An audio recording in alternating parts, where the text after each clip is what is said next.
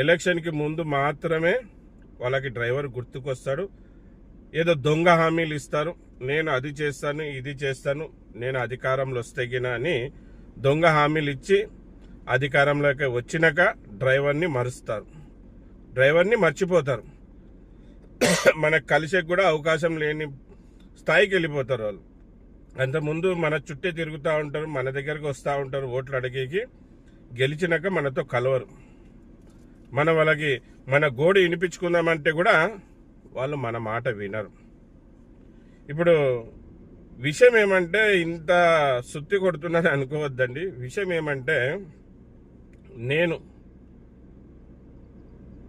తెలుగు రాష్ట్రంలో ఆంధ్రప్రదేశ్లో మన ఆంధ్రప్రదేశ్ రాజధాని అమరావతి విజయవాడలో నిరాహార దీక్ష చేయబోతున్నాను.